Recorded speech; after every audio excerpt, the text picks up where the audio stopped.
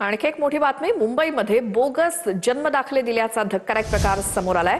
उपजिल्हाधिकारी गणेश सांगळे, महसूल अधिकारी नागनाथ लोलेवार यांच्यासह गुन्हा दाखल झालेला आहे। या दोघांवरती मंत्री बावनकुळेंच्या आदेशानंतर पोलिसात तक्रार दाखल करण्यात आली।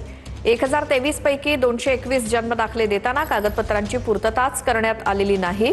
डिजिटल सहीचा गैरवापर करून हजारो प्रमाणपत्र दिल्याची माहिती मिळाली आहे। अधिक माहितीसाठी जाऊयात आमचे प्रतिनिधी विनायक डावरुंग यांच्याकडे।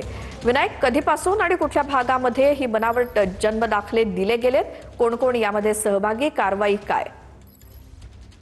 मुंबईमधला हा संपूर्ण प्रकार जो आहे तो उघड झालेला आपल्याला पाहायला मिळतो। बेकायदेशीर वारसा, अधिवास तसेच उत्पन्न प्रमाणपत्राचा हा संपूर्ण प्रकार जो आहे तो उघड झालेला आहे। बोगस या सगळ्या प्रकरणामध्ये बोगस अधिकारी जे आहेत ते समोर आलेले पाहायला मिळतात। यामध्ये उपजिल्हाधिकारी गणेश सांगळे आणि महसूल अधिकारी नागनाथ लोलेवार यांच्या विरोधात गुन्हा जो आहे तो दाखल करण्यात आलेला आहे। अधिकाऱ्यांनी डिजिटल सहीचा गैरवापर करून सरकारी पोर्टल जे आहे किंवा सेतू कार्यालयामार्फत ही सगळी प्रमाणपत्र जी आहेत ती दिलेली आहेत आणि महसूल मंत्री चंद्रशेखर बावनकुळे यांच्याकडून ही आता कारवाई जी आहे ती करण्यात आलेली आहे आणि या दोन्ही अधिकाऱ्यांवरती गुन्हा दाखल झालाय।